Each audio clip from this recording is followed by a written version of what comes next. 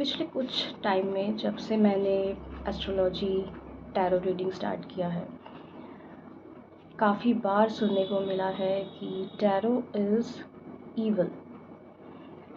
और even astrology के लिए भी कि एस्ट्रोलॉजी नहीं करना चाहिए, प्रेडिक्शंस नहीं करना चाहिए, स्टोन्स नहीं पहनना चाहिए। और बहुत बार होता है कि लोग आर्ग्यूमेंट करते हैं, दे ट्राई टू कन्विंस। और most of the time, in fact हमेशा ही, मोस्ट ऑफ द टाइम नहीं, हमेशा ही मैं बिना कुछ बोले चुप रह जाती हूँ, ये सोचते हुए कि आई डोंट थिंक कि सामने वाले को अगर मैं समझाना चाहूँ तो उनको समझ में आएगा।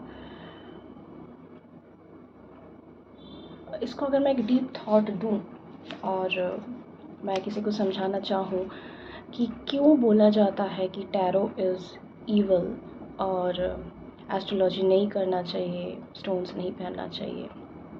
देखा जाए तो हर एक इन्वेंशन, आज तक जितने भी इन्वेंशन हुआ है, सबका कुछ गुड एंड कुछ बैड इफ़ेक्ट रहा है।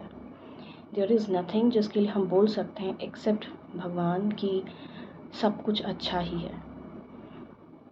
इनफैक्ट हम तो भगवान को भी कई बार एक नेगेटिव साइड में रख देते हैं जब वो नहीं करते जो हम चाहते हैं उनसे कि वो करके दें, चाहे टैरो रीडर हो या एस्ट्रोलॉजर हो।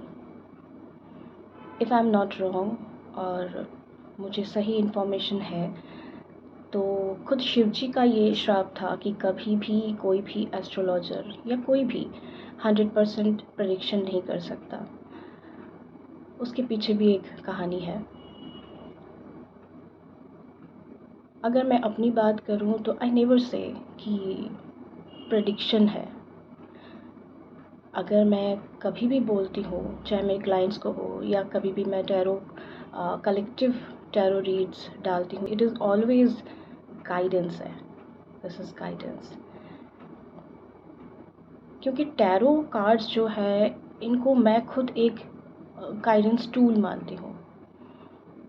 एस्ट्रोलॉजी जो है उसको हमारे लाइफ का एक जीपीएस सिस्टम मानती हूँ। और जहाँ से जैसे हम रास्ता भटक रहे हैं और हमें रास्ता नहीं मिल रहा, हमने ओला किया, उबर किया और हमें वहाँ पे जीपीएस के थ्रू पता लगता है कि हमारा डायरेक्शन क्या होगा, हम जहाँ पे जाना चाहते हैं वहाँ पे किस रोड से जाएंगे, कहाँ से जाना इजी होगा, कहाँ पे ट्रैफिक है, वो सब कुछ हमें जीपीएस से पता लगता है। सो फॉर मी, हमारा horoscope and tarot both are guidance tool, जहाँ से हमें अपने लाइफ के लिए तब गाइडेंस मिल जाता है, हम ले सकते हैं जब हम बहुत कंफ्यूज हैं, जब हमें नहीं समझ में आ रहा है कि हम क्या करें, कौन सा रास्ता सही है।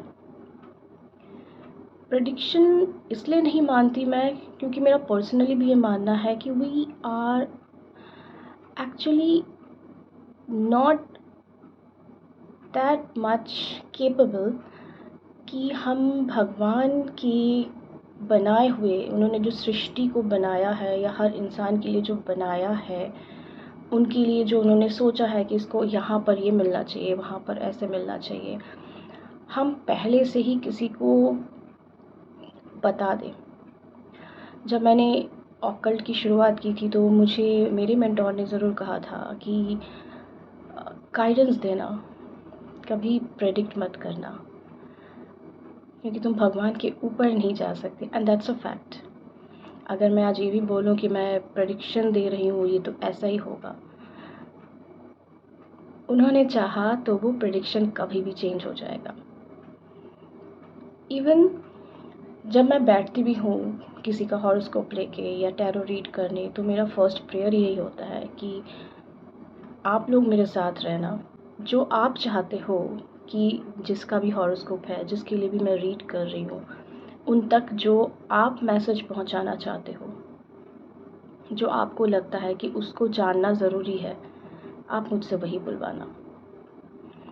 उससे ज़्यादा या उससे कम कुछ भी मुझसे ना निकले, क्योंकि मैं भगवान के बनाए हुए इस सृष्टि के बीच में नहीं आना चाहती।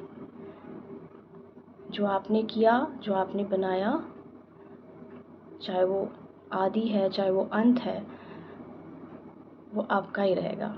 हम सिर्फ एक मीडिएटर हैं आपकी बातों को इस दुनिया तक पहुंचाने के लिए, लोगों को हेल्प करने के लिए। एक्चुअली इससे हमें इस टूल से, ये जो डिविनेशन टूल है, इनसे हम लोगों को हेल्प कर सकते हैं, उनकी लाइफ को इजी बना सकते हैं। अगर उनको समझ में आता है तो हो सकता है वो गलत रास्ते में ना जाए। कई बार हुआ है, मेरे साथ खुद हुआ है कि मैं मेरे अपनों का ही, या खुद मैं अपना हॉरोस्कोप लेके बैठी हूँ एंड आई एम ब्लैंक, मुझे कुछ नहीं समझ में आ रहा है।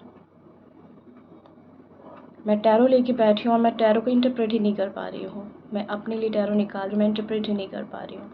सो we can not force ourselves at that time कि नहीं, मुझे ये तो समझना ही है कि यहाँ पे क्या है।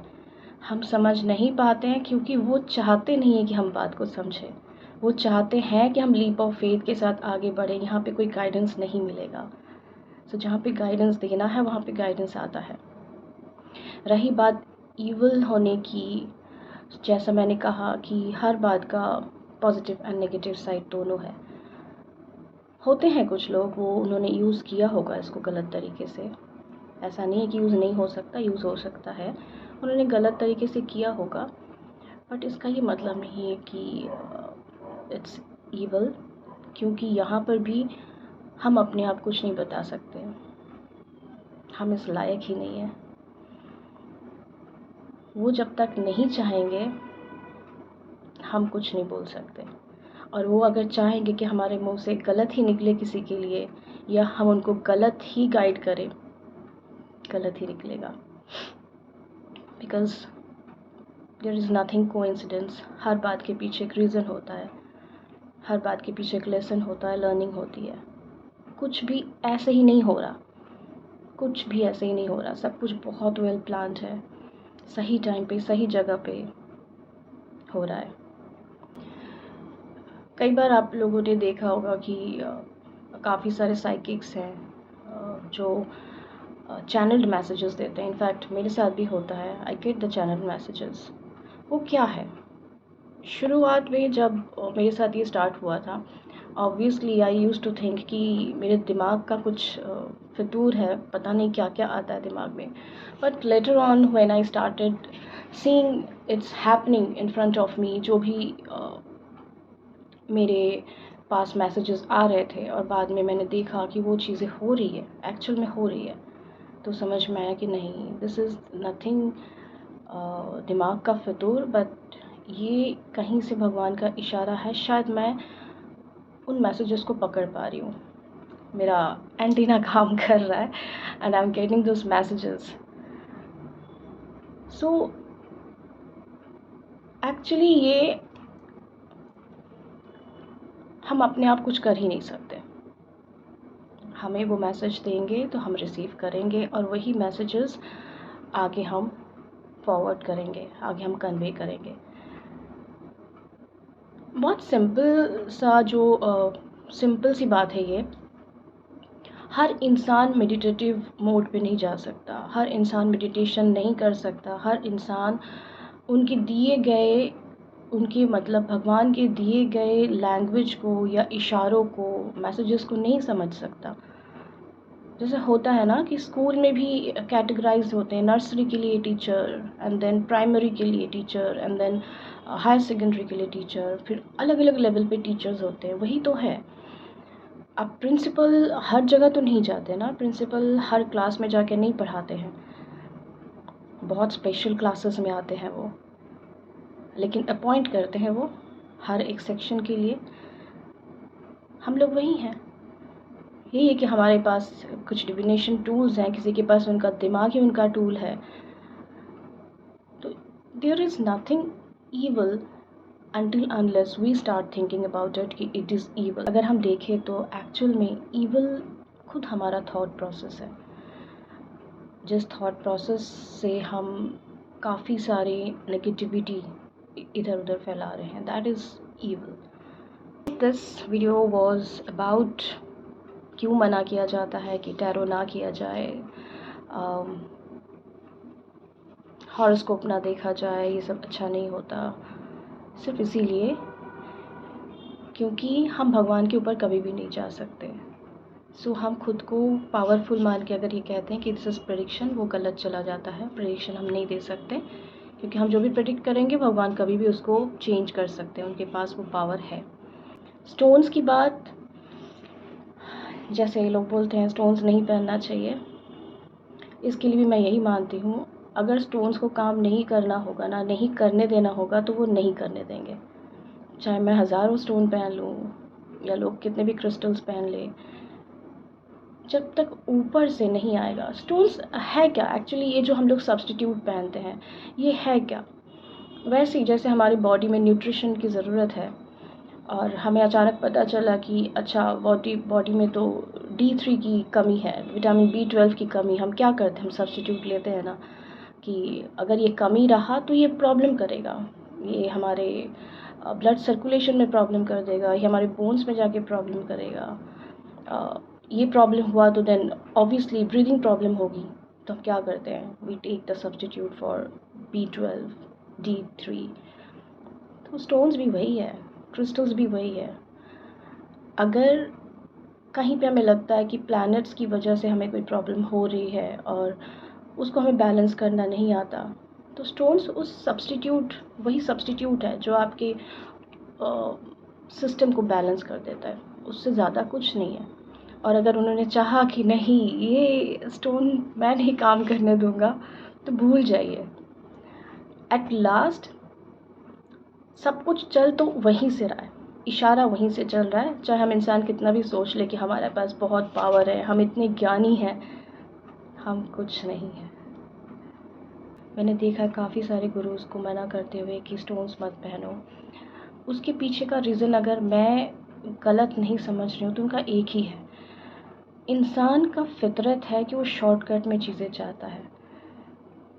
और स्टोन्स पहन के वो सोचते हैं कि हमने स्टोन पहन लिया तो अब ये काम हमारा हो जाएगा। कंसिस्टेंसी, मेहनत और उससे भी ऊपर भगवान से जुड़े रहना, उस पे उनका फोकस नहीं जाता। वो करना नहीं चाहते या कर नहीं सकते, या उनको लगता है ये बहुत लॉन्ग रूट है। तो गुरु जब मना करते हैं कि स्टोन्स मत पहनो, उनके माइंड में शायद यही रहता होगा कि अगर स्टोन पहना दिया तो ये भगवान का साथ छोड़ देंगे, ये भगवान से जुड़े नहीं रहेंगे। तो ऐसे जो भी लोग ऐसे शॉर्टकट में रहना चाहते हैं और जिनको लगता है स्टोन्स पहन के सब कुछ चेंज हो जाएगा, मेरा पर्सनली ये मानना है कि अगर भगवान नहीं चाहेंगे ना,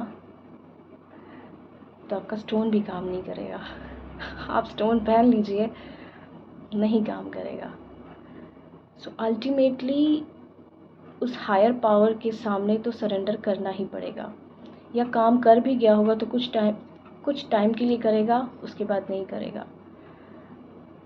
आपको अपनी लाइफ के लिए अच्छा चाहिए तो फाइनल डेस्टिनेशन तो एक ही है, हर चीज़ का फाइनल डेस्टिनेशन एक ही है। हम लोग सिर्फ इन डिविनेशन टूल्स का यूज़ करते हैं टू गाइड यू, बट वो गाइड भी हम आपको इसीलिए कर रहे हैं कि आपका जो फाइनल गोल है ना, final destination to reach there मोक्ष, वहाँ तक पहुँचने में आपको इजी हो जाए, आपकी यात्रा इजी हो जाए। एटलीस्ट मेरा तो यही मानना है कि जो मैं गाइड करूँ आपको हॉरोस्कोप से या टैरो से, वो आपको इजीली आपको उस द्वार तक पहुँचा दे। सो ले देख के घूम फिर के बात एक ही आ जाती है कि पावर तो एक ही है, उसके आगे उसके पीछे सब कुछ सिर्फ सब्स्टिट्यूट है। सरेंडर आपको एक ही जगह पे करना पड़ेगा, that higher power. Take care of yourself, keep smiling, bye bye.